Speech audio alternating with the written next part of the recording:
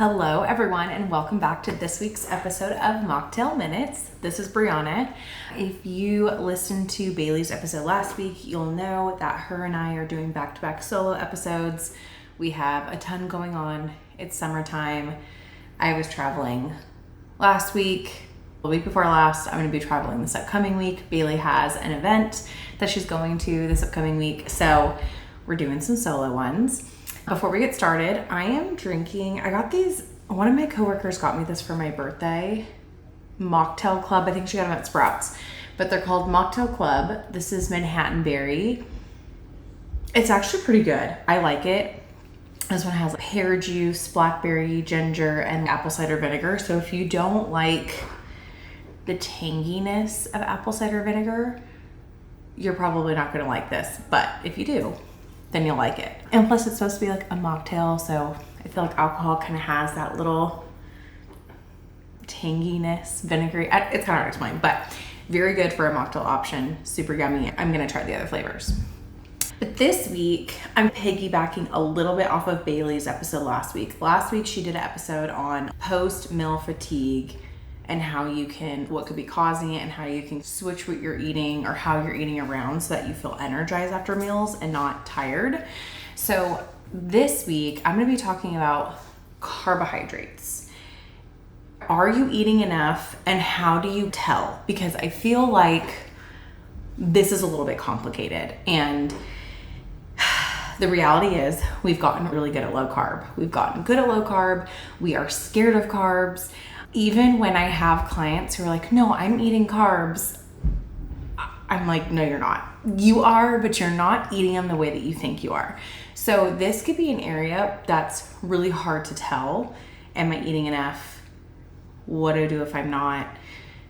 Another reason it's hard to tell, other than just being scared of carbs and learning to demonize them, is we are so not used to listening to our bodies. For a multitude of reasons. Number one, a lot of us don't know how to listen to our bodies, and that's something that has to be learned. It's my biggest gripe with intuitive eating, the whole just listen to your body. So much easier said than done. Half the time, I know for me, my body is telling me things that we probably don't need to do, okay? So it's more about just listening to your body. It's about, am I listening to my body effectively? And do I trust myself, right? Because a lot of us are told, if you're not being told, just listen to your body, you're being told you can't listen to your body, curb your hunger, don't have an appetite. The best thing about the GLP-1 is everyone just thinks, I have no more food noise. And to the point where we're thinking normal thoughts of food and hunger are food noise when they're not. And we did a whole episode about this a couple weeks ago. Food noise is absolutely real. But just thinking about, what am I having for lunch? Or, oh, you know what sounds good? Or, I'm a little snacky right now. Those things aren't necessarily food noise, but we're told that they are, to the point where we think we just should never feel hungry. I should never feel hungry. I should never feel snacky. I should never have cravings. That's not true. But that is scary. It's scary to have all those things. The other thing too is, I've worked with a lot of women now, and I give them upfront kind of the framework, right? How to build your meal, like PHFF, protein, healthy fat, fiber. How do I make sure I have all those on a plate? We are so scared about getting it wrong or doing trial and error. I have had so many women tell me, just tell me the right amounts of all these things and I will do that, and then all will be well. And the reality is those things change. What you need from day to day can change, especially for women, based on your cycle, based on your sleep, your activity level, your stress, all those things. So if I tell you, hey, eat X amount of XYZ at every single meal, some days you're gonna feel really good, and some days you're gonna be like, this isn't cutting it. And then there's gonna be other days where you're like, I'm so full, I don't wanna eat anymore, but I haven't eaten all of it. So we need to allow ourselves to kind of tap into, how do I feel after a meal? How do I feel at the end of my day after eating? What could I have done better? Why maybe was I so snacky today? Was there reasons for it other than, what is the right answer? Let me just do it, and then I will ignore everything that I feel because I just want to be right. That is scary. But allowing yourself to kind of tune into, what is my body telling me, That biofeedback will tell you a lot of, did you eat enough? Did you eat too much? What do you need to tweak? So I'm going to kind of give you some tips on how you can tune into how you're feeling after a meal, and then maybe some things to kind of look for throughout your day or your week to kind of see, am I getting enough carbs? So first and foremost, if we do better with carbs earlier in the day, we are more insulin sensitive in the morning. And this is for everyone, whether you're male, female, have blood sugar issues, insulin resistant, not insulin, it doesn't matter. We utilize them a little bit better in the morning. What a lot of us do is we are dieting and we're trying to eat good. And so we'll just naturally be like lower carb throughout the day. And then dinner time is when you have your carb, because dinner is always a thing. It's always like you're sitting down with family. Maybe it's the meal you take the most time for. Maybe it's the most exciting meal, and carbs have their place at dinner. So you go from eating no carb to low carb throughout the day, and then your biggest carb is in the evening. Metabolically, not the smartest thing to do. So check in with yourself. Am I having carbs at every single meal? And again, carbs don't have to just be like bread or pasta or rice or tortillas or potatoes, like all those corn. It doesn't have to be like all the starchy ones. Yes, carbs are in all those things, but it's also fruit. Am I eating fruit? Just, am I eating carbs? Do you have a carb at every meal? If you are lacking carbs at your meals, a couple things will happen. So one, you'll be tired. So carbs are your main energy source. You will feel tired. Now this is tricky because you will also feel tired if you have too many carbs at a meal. And we know what this feels like, right? You will go out to Mexican food. I just use Mexican food because I'm in Texas and I love Mexican food, and it's what I think of when I think high carb, because you can go high carb at Mexican food. But like, let's say you had some chips, and then you had your fajitas, and you had some beans, and you had some tortillas, and you come home and you need to take a nap. Yep, you probably overdid it with the carbs of that meal. And that's what Bailey was talking. She talked a lot about that last week. You probably overdid it. You're having a blood sugar crash, probably too much food, not enough fiber, not very balanced. Okay, I'm talking more of this brain fog I'm dragging, right? And these are different. And again, this can be tricky, right? Because you're tired. But let's say it's lunchtime and you're just dragging, brain fog. I can't really focus. I feel fatigued. Maybe you're irritable. If you do not have enough carbs, you will feel like that. So I'll feel tired. I'll have fatigue. Can't really focus. The other thing that you might feel is like, I'm not satisfied. The amount of women I talk to and they're like, okay, I tracked my food. I know my lunch was a good lunch. I had protein, I had fat, I had fiber. It was a good amount of calories, but I just don't feel satisfied. I'm not necessarily hungry, but I'm not satisfied. I just want a little something. That could also be you're not having enough carbs. Again, it's your main fuel source. Your brain uses carbs. Maybe you're not feeling hungry, but you're just like, that meal, something was missing. Carbs. So kind of think of those two things. Am I feeling fatigued? Am I feeling brain fog? Am I having a hard time focusing? Lack of energy? Or am I just feeling like, missing something? Those two things can mean you're not having enough carbs at your meals. And we want to really be consistent with carbs. Like I said, most people will go low carb breakfast, low carb lunch, and then high carb dinner. I kind of want you spreading them out throughout the day. If there's gonna be an area that you have a tiny bit of lower carbs, I would say maybe dinner, or really just focusing on very high fiber carbs at dinner. But you want them at every meal. And this is where you really do need to build awareness of what the heck is a proper amount of carbs and what does that look like. And this is where I'd recommend working with someone, because it's very individualized based off of your activity factor, based off of your metabolic health, all the things. Okay, so it can change. I can't sit here and be like, do X amount of this. I can tell you a general amount of what's an upper limit for a lot of people, but thinking I need to be getting carbs, at least 40% of my calories from carbs. So if maybe we could do an episode on like, how the heck, what does that even mean? I'll give you an example, okay? Okay, so let's say you have 1,800 calories. That means you need about 180 grams of carbs for the day. 180. So let me just divide that by 3. 60 grams would be 60 grams of carbs at a meal to hit 180 grams of carbs for the day. 180 grams of carbs is not crazy. Just so everyone's tracking. That's not crazy. That's still relatively conservative, okay? Now, you're probably gonna have a snack throughout the day. Maybe you work out and you have some carb at pre-workout. So maybe all your meals don't look exactly 60, but just for simplify it, you need about 60 at a meal for this person. Let's say they're not snacking, they're not doing a pre-workout snack, whatever. What the heck does that look like? Okay. Now, this is where you don't know what you don't know. And I am all about not having to track. But when you have certain goals and when you're trying to build awareness, you need to know, right? And I'm gonna tell you, you don't know. Because I will have women be like, oh, I'm eating carbs. And then I have them plug it in and I'm like, you had 15 grams of carbs with that meal.